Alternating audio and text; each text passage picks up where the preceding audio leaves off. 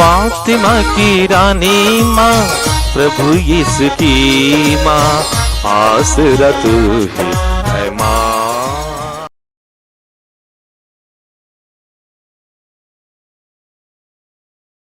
पहला पाठ थिस्सलुनीकियों के नाम संत पौलुस का पहला पत्र, अध्याय 4, पद संख्याएं 9 से 11 तक। भ्रातृ प्रेम के विषय में आप लोगों को यह लिखने की आवश्यकता नहीं है, क्योंकि आप लोग ईश्वर से ही एक दूसरे को प्यार करना सीख चुके हैं और सारी मकेदोनिया के भाइयों के प्रति इस भ्रातृ प्रेम का निर्वाह करते हैं। भाइयों, मेरा अनुरोध है कि आप इस विषय में और भी उन्नति करें।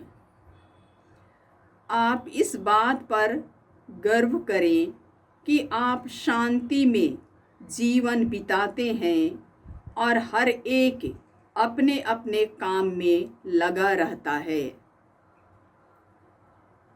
आप लोग मेरे आदेश के अनुसार अपने हाथों से काम करें। प्रभु की वाणी। ईश्वर को धन्यवाद। भजन अनुवाक्य। प्रभु पृथ्वी का न्याय करने आ रहा है। प्रभु पृथ्वी का न्याय करने आ रहा है। प्रभु के आदर में नया गीत गाओ, क्योंकि उसने अपूर्व कार्य किए हैं। उसके दाहिने हाथ और उसकी पवित्र भुजा ने हमारा उद्धार किया है। अनुवाक्य। प्रभु पृथ्वी का न्याय करने आ रहा है। प्रभु पृथ्वी का न्याय करने आ रहा है। समुद्र की लहरें गरज उठे, पृथ्वी और उसके निवासी जयकार करें। नदियाँ तालियां बजाएं और पर्वत आनंदित हो उठें। अनुवाक्य। प्रभु पृथ्वी का न्याय करने आ रहा है। प्रभु पृथ्वी का न्याय करने आ रहा है।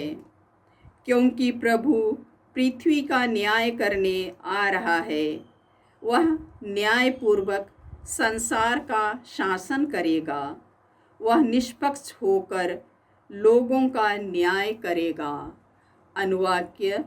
प्रभु पृथ्वी का न्याय करने आ रहा है। प्रभु पृथ्वी का न्याय करने आ रहा है। जय घोष। हालेलुया। प्रभु कहते हैं, मैं तुम लोगों को एक नई आज्ञा देता हूँ, तुम एक दूसरे को प्यार करो। हालेलुया। प्रभु आप लोगों के साथ हो और आपकी आत्मा के साथ। संतमती के अनुसार प्रभु यीशु ख्रिस्त का पवित्र सुसमाचार। हे प्रभु, तेरी महिमा हो।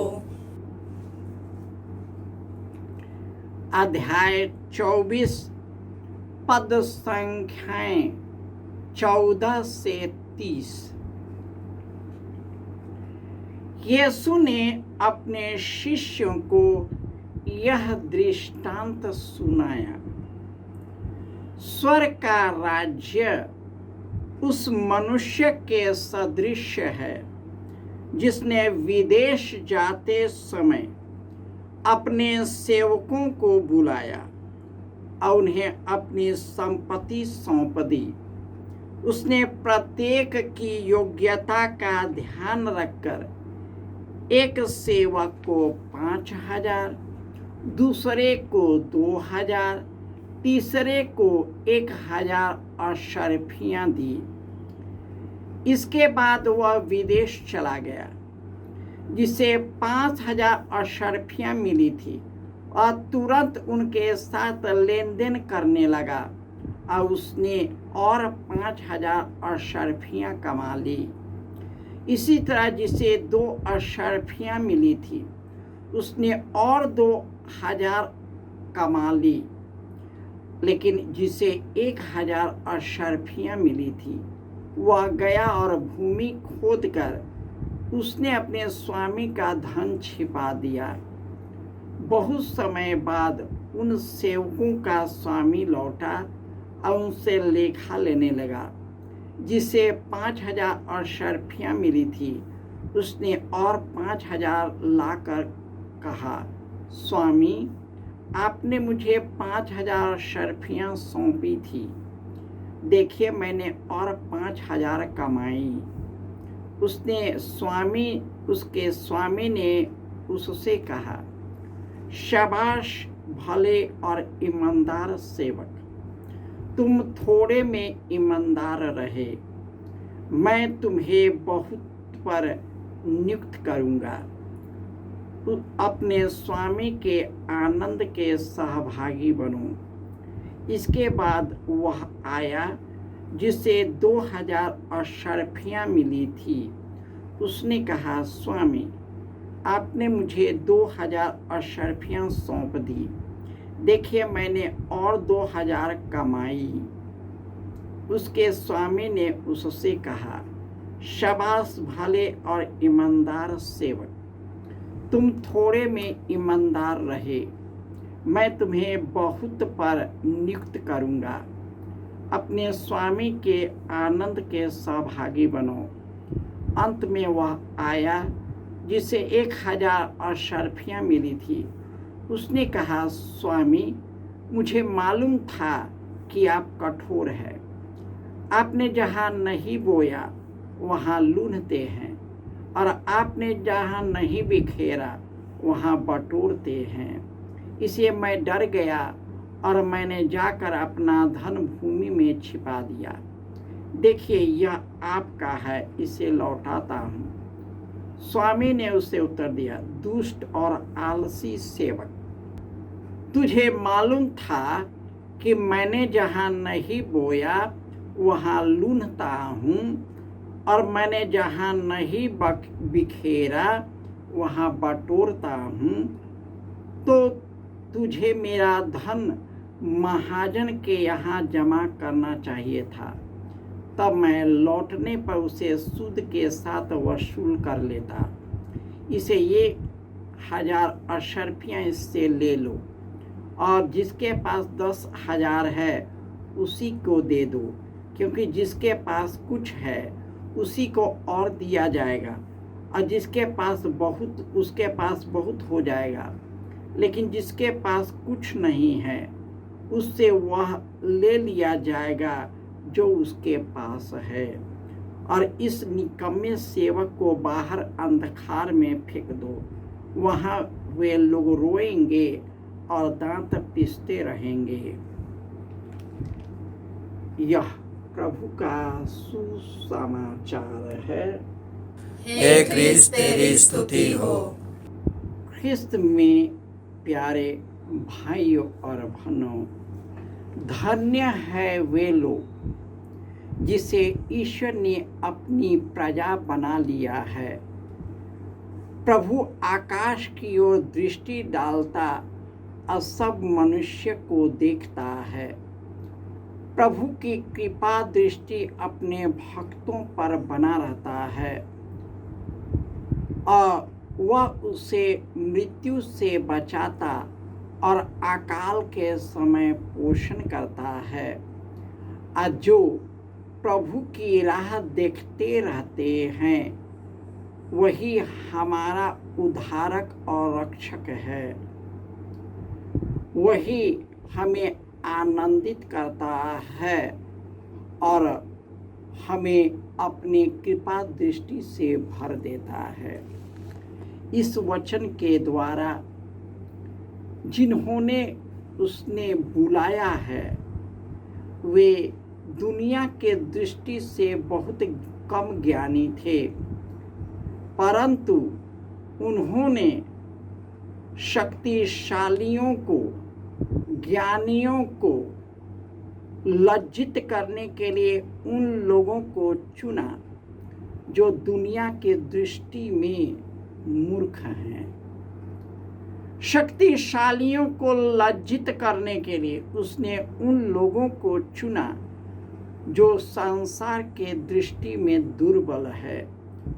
गण्यमान्य के घमंड को चूर करने के लिए उसने उन लोगों को चुना जो दुनिया के दृष्टि में तुच्छ और नगण्य थे, जिससे कोई भी नीरा मनुष्य अपने पर गर्व न करे। ईश्वर अपनी कृपा से सबको चुनता है। ईश्वर ने जिसे संसार में भेजा है, उन्होंने उसे अपनी कृपा से भर दिया है। आज के सुसमाचार में प्रभु यीशु स्वर्ग राज्य का दृष्टांत सुनाते हुए उसने अपने सेवकों को बुलाया। उसने एक सेवक को 5 अशर्फियाँ, दूसरे को 2 अशर्फियाँ और तीसरे को 1 अशर्फियाँ दी। और जब समय आया तो उनसे लेखा जोखा लेने लगा। पहले ने 5000 और अशर्फियाँ कमाई, दूसरे ने 2000 और कमाई और तीसरे ने अपने अशर्फियों को जाकर के गाड़ दिया। अच्छा, दुनिया में कई लोग जो हैं जो निकम्मा हैं, दिन भर मोबाइल में व्यस्त है, शारीरिक मेहनत नहीं है। माता पिता भी चुनौतियों से लड़ना नहीं सिखाते। माता पिता अपने बच्चों को घर के कार्यों में नहीं लगाता। पढ़ो लिखो केवल उसी अक्षर से सीमित है और थोड़ा सा कमाओ। माता पिता लोगों के जुनून एक खूब कमाओ, रंगरेलियों में रहो, मजा मारो और आलीशान का जीवन जियो। इसी तरह का जीवन है, लेकिन इसी के चक्कर में लोग इतना कामचोर हो जाते हैं कि उनसे कुछ हो नहीं सकता। ईश्वर ने जो वरदान उसे दिया है वह अपने आप में ही संकुचित कर लिया। आजकल के मध्यवर्गीय माता पिता अपने बच्चों को इतना सब कुछ दे दिया है कि उन्हें चुनौतियों से लड़ने के लिए नहीं सिखाते। और यही कारण है कि बच्चे निकम्मा बन जाते हैं, शारीरिक परिश्रम नहीं करते। माता पिता अपने बच्चों को शारीरिक परिश्रम करने से कतराते हैं। यही कारण है कि बच्चे को न धूप है, न छाँव है, न उसके चलने करने की कोई शक्ति है। वे बैठे बैठे मन संकुचित कर लेते हैं और अंत में कई प्रकार के मादक तत्वों का सेवन करने लगते हैं। वे इस दुनिया से, ईश्वर से, कार्य से, पढ़ाई लिखाई से, सब कुछ से टूट जाते हैं और गलत चीज़ों में फंस जाते हैं। निकम्मापन। यीशु ने गरीब को, दुखी को, पापियों को जरूर चुना, लेकिन ईश्वर ने जिसे चुना है, यीशु ने चुना है, सभी परिश्रमी थे, सभी मेहनती थे, तत्पर रहते थे। और यीशु ने ऐसे ही लोगों को चुना। हमें तत्पर होने की ज़रूरत है। कार्य में तत्परता, हमारे धर्म विधियों में तत्परता, ईश्वर के विश्वास में तत्परता हमें होनी है। मेहनत करना है और हमारे शरीर को यूं ही नहीं गंवाना है यह जिंदगी एक बार दी गई है तो हमें परिश्रम करते रहना है, उसमें लगे रहना है, ईश्वर के साथ करना है। ईश्वर हमें सफल बनाएगा, हमें सभी कार्यों में हमें सफल बनाएगा और हमें उन्नति के मार्ग पर ले चलेगा और हमारा न्याय करेगा। जय यीशु।